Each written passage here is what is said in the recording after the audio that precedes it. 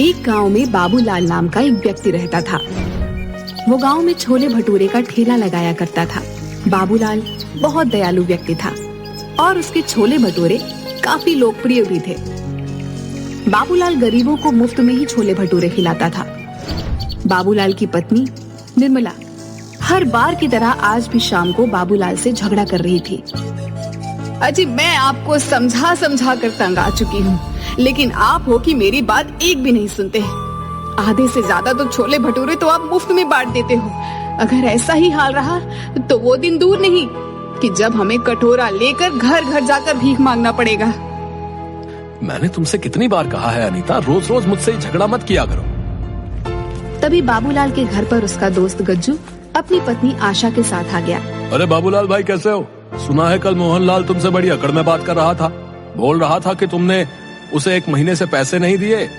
अगर कुछ दिनों में तुमने उसके पैसे नहीं चुकाए तो वो तुम्हारा ठेला भी जब्त कर लेगा और मारेगा अलग से। भाई साहब, आप तो इनके दोस्त हैं, आप ही क्यों नहीं समझाते इन्हें कुछ? मैं तो समझा समझा कर तंग आ चुकी हूँ। अरे भाभी, मैं इस बेवकूफ को कई बार समझा चुका हूँ, लेकिन इसके सर पर लोगों की मदद करने का भूत चढ़ा हुआ है। कहीं किसी दिन ऐसा ना हो जाए कि इसे मदद की जरूरत ना पड़ जाए। गज्जू की बात सुनकर उसकी पत्नी आशा हंसती हुई बोली, अरे वो सब छोड़ो, ये देखो निर्मला, मेरा सोने का हार कल ही इन्होंने सुनार से बनवा कर दिया है। ये तो बहुत महंगा वाला हार लगता है। अरे महंगा वाला क्यों नहीं होगा, पूरे 5 तोले का है। बुरा मत मानना निर्मला, कल ही खरीदा है और तुम्हारे हाथ भी गंदे हैं। तुम्हारे हाथ लगाने से कहीं ये काला ना हो जाए। अच्छा, मैं तुम्हें यही हार दिखाने के लिए यहाँ पर आई थी। अब हम चलते हैं। आशा और गुज्जू वहाँ से चले गए और निर्मला गुस्से में सोने चली गई। अगले दिन बाबूलाल अपने छोले भटूरे का ठेला लेकर बाजार में चला गया।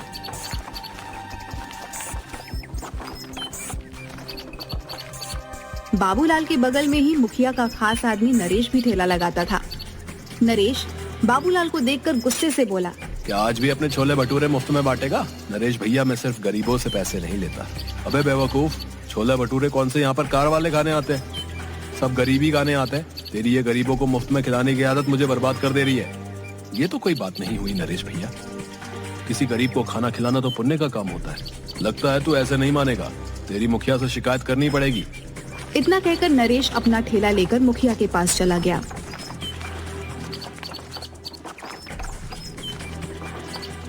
नरेश को गुस्से में देखकर मुखिया बोला, क्या बात है नरेश, आज इतने गुस्से में क्यों है? मुखिया जी, वो बाबूलाल मेरे ही बगल में ठेला लगाकर लोगों को मुफ्त में खाना खिला देता है। अब आप ही बताओ, जब लोगों को मुफ्त में छोले भटूरे खाने को मिलेंगे तो भला मुझसे वो क्यों खरीदेंगे? मेरा बहुत नुकसान हो रहा है। नरेश की बात सुनकर मुखिया गहरी सोच में डूबकर बोला, तो चिंता मत कर, इसका उपाय है मेरे पास। इस बाबूलाल को गरीबों को खिलाने की बहुत आदत है ना। आज के बाद इसके पास इतने गरीब लोग आएंगे कि ये बाबूलाल उन्हें खिलाते खिलाते कंगाल हो जाएगा। मैं आपकी बात का मतलब नहीं समझा। अगर तू समझता होता तो तू मेरी जगह होता ना। बस तू निश्चिंत होकर यहाँ से चला जा, चल। नरेश वहाँ से चला गया। अगले दिन मुखिया ने अपने लोगों को इकट्ठा करके उनसे कहा, सुनो, तुम सबको मैंने यहाँ पर एक खास काम के लिए बुलाया है। आज से तुम लोग सब गरीब बनकर बाबूलाल के ठेले पर जाओगे और उसके छोले भटूरे खाकर आओगे।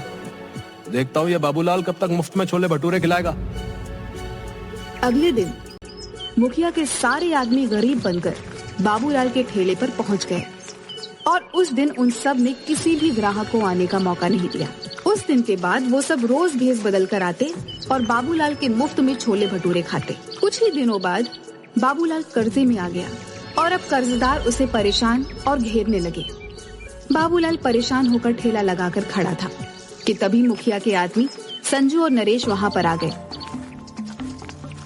क्या बात है बाबूलाल, आज कैसे मुंह लटकाए हुए बैठा है?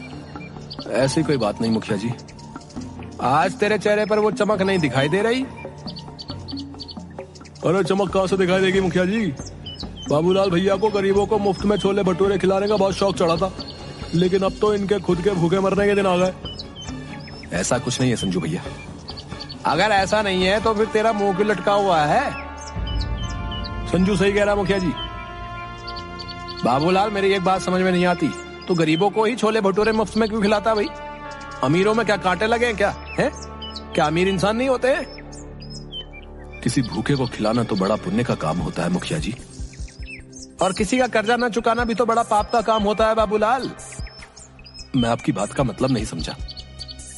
तू अच्छी तरह से समझ रहा है कि मैं क्या कहना चाहता हूँ। आज ही मेरे पास सीताराम और मोहनलाल तेरी शिकायत लेकर आए थे और बोल रहे थे काफी दिनों से तूने उनके पैसे नहीं दिए।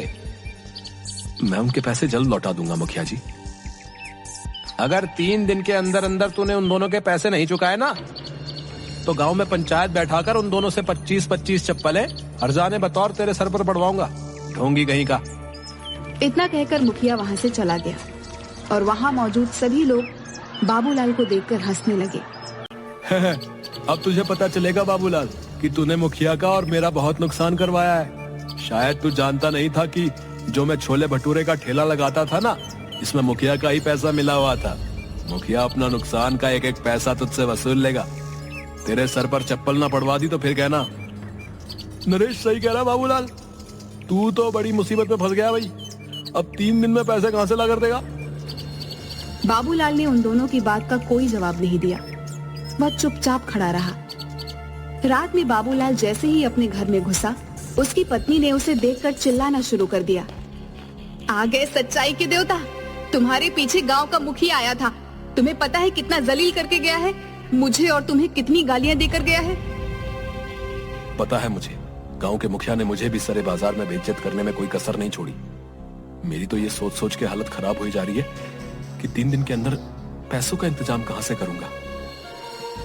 अब यही दिन देखना बाकी रह गया था। ले देकर हमारे पास यही एक रहने का घर था, पर अब तो मुझे ये भी बिकता हुआ नजर आ रहा है।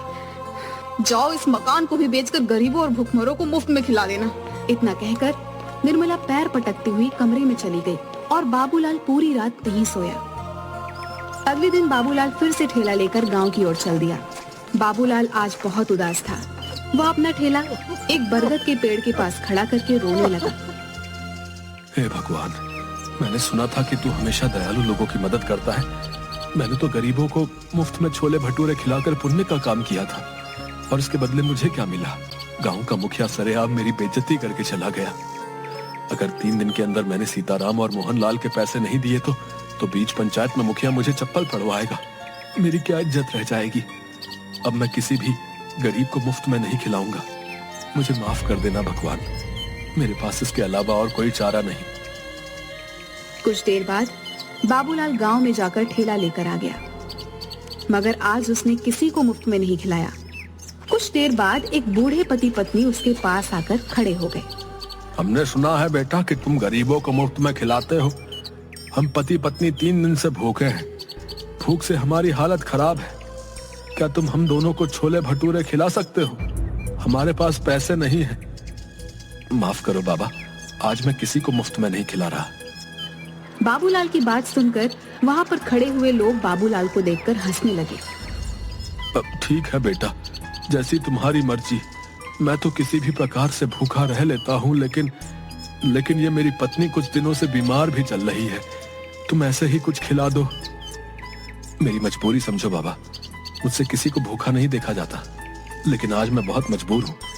अगर आज भी मैंने मुफ्त में खिला दिया तो मेरी बहुत ज्यादा बदनामी और बेइज्जती हो जाएगी। मेरे पास पैसे तो नहीं है बेटा, लेकिन हाँ, कुछ मिट्टी के कंकड़ पड़े हुए हैं। तुम उन मिट्टी के कंकड़ों के बदले मुझे और मेरी पत्नी को छोले भटूरे खिला सकते हो। बाबा, मैं भला मिट्टी के कंकड़ों का क्या करूंगा? मुझे पैसों की जरूरत है। गरीब की दी हुई कोई भी चीज बेकार नहीं होती बेटा।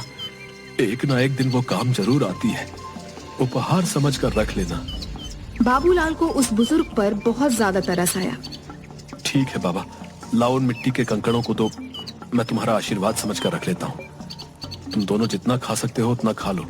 बाबूलाल दोनों पति पत्नी के लिए गर्मा गर्म छोले भटूरे बनाने लगा।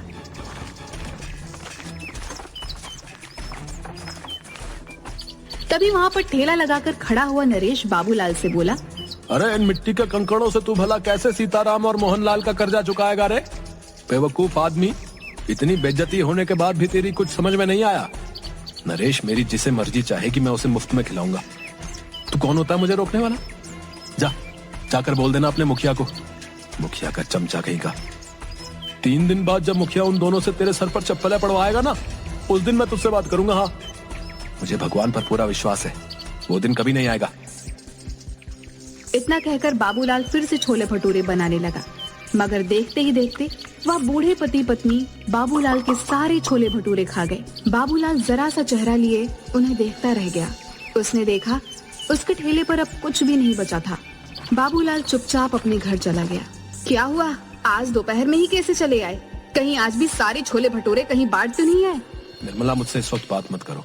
अरे तो फिर और किससे बात करूं? अपना सर दीवारों पर मारूं क्या? मेरी तो सोच सोच के हालत खराब होते जा रही है कि 2 दिन बाद क्या होगा। वैसे तुम कभी शाम से पहले घर नहीं आते, आज क्या हुआ? बाबूलाल ने अपनी पत्नी को सारी घटना बता दी। हे भगवान, इस आदमी का मैं क्या करूं? इसने तो बेवकूफीपन की सारी हदें पार कर दी। अरे उन दोनों को सारे छोले भटूरे खिलाने की क्या जरूरत थी? मुझे क्या पता नहीं था, मुझे लगा था कि वो 2 या 3 से ज्यादा नहीं खाएंगे, लेकिन उन्होंने तो देखते ही देखते सारा ठेला साफ कर दिया। लाओ, मुझे भी दिखाओ आखिर उन दोनों ने कौन सी मिट्टी के कंकड़ दे दिए हैं जिसके बदले तुम आज सारे छोले भटूरे उनमें लुटा कर आ गए। वहाँ पर खड़े लोग तुम्हारा मजाक गलत नहीं उड़ा रहे थे। भला कोई मिट्टी के कंकड़ के बदले छोले भटूरे खिलाता है क्या? मैंने उन मिट्टी के कंकड़ के बदले उन्हें छोले भटूरे नहीं खिलाया अनीता। उन दोनों के चेहरे से साफ लग रहा था कि वो कई दिन से भूखे हैं। लाओ दो मुझे, मैं भी तो देखूं उन गरीबों के उपहार में ऐसा क्या है। बाबूलाल ने उदास मन से वह पोटली अपनी पत्नी को दे दी और पोटली में कंकड़ देखकर निर्मला गुस्से से चीखते हुए बोली, हाय राम, अब इस कंकड़ का क्या करूं? लगता है तुम्हारी किस्मत में सीताराम और मोहनलाल के हाथों चप्पल खाना ही लिखा है। अब जो होगा देखा जाएगा निर्मला। अगर भगवान ने मेरी किस्मत में गांव वालों के सामने मेरी बेइज्जती ही लिखी है तो उसे कोई नहीं बदल सकता। बाबूलाल वहाँ से चला गया और 2 दिन बाद बाबूलाल पंचायत में सर झुकाए खड़ा था। क्यों रे बाबूलाल, पैसे लाया है? इंतजाम नहीं हो पाया मुखिया जी, कुछ दिन की मोहलत और दे देते। वो तो हम तुझे जरूर देंगे, मगर सीताराम और मोहनलाल के हाथों चप्पल तो खा ले। ऐसा मत कीजिए मुखिया जी, मेरी बेइज्जती हो जाएगी। मैं किसी को मुंह दिखाने के लायक नहीं रहूंगा। क्या हुआ, उस दिन तो बड़ा मुंह चला रहे थे, मार खाने की नौबत आई तो अब इज्जत की दुहाई दे रहे हो? मुखिया सीताराम और मोहनलाल की ओर देखकर बोला, देखते क्या हो, मारो इस दानवीर को चप्पलों से। बड़ा दानवीर बना फिरता है, मक्कार कहीं का। मुखिया की बात सुनकर मोहनलाल और सीताराम बाबूलाल को चप्पलों से मारने ही वाले थे कि तभी वहाँ पर बाबूलाल की पत्नी निर्मला आ गई। खबरदार, जो मेरे पति को किसी ने हाथ भी लगाया। क्यों रे बाबूलाल की पत्नी, तुझे पता नहीं तेरे पति ने दोनों से कर्जा लिया था? तेरी इतनी हिम्मत कि तू मुखिया के आदेश को चुनौती दे? मुखिया की बात सुनकर निर्मला ने मोहनलाल और सीताराम के पैसे मुखिया के मुंह पर मार दिए। ये लो, पकड़ो इन दोनों के पैसे। आइंदा मेरे पति के ऊपर आंख उठाकर भी नहीं देखना। तू ये पैसे कहाँ से लेकर आई? तुम्हें इससे मतलब? तुम्हें इनके सारे पैसे चाहिए थे ना, और इनके पैसे मैंने तुम्हारे मुंह पर मार दिए। तो दोस्तों, आखिर बाबूलाल की पत्नी को पैसे कहाँ से मिले? क्या उसने किसी से उधार लिया या फिर उसके पास कोई ऐसा राज था जो अभी तक किसी को नहीं पता? इस सवाल का जवाब जानने के लिए अभी नीचे कमेंट में नेक्स्ट पार्ट जरूर लिखिए। अगर आपके कमेंट ज्यादा आए तो अगला पार्ट बहुत जल्द लेकर आएंगे। और दोस्तों, एक छोटी सी बात, आप में से बहुत सारे लोग हमारी वीडियो देखते हैं लेकिन अभी तक चैनल को सब्सक्राइब नहीं करते। अगर आपको हमारी कहानियां पसंद आती हैं तो प्लीज अभी लाइक करें, शेयर करें और चैनल को सब्सक्राइब करके बेल आइकन भी दबा दें ताकि हमारी आने वाली हर नई कहानी सबसे पहले आप तक पहुंचे। आपका एक लाइक, एक कमेंट और एक सब्सक्राइब हमें और भी शानदार कहानियां बनाने की हिम्मत देता है। मिलते हैं अगली वीडियो में। तब तक अपना और अपने परिवार का ख्याल रखिए। धन्यवाद।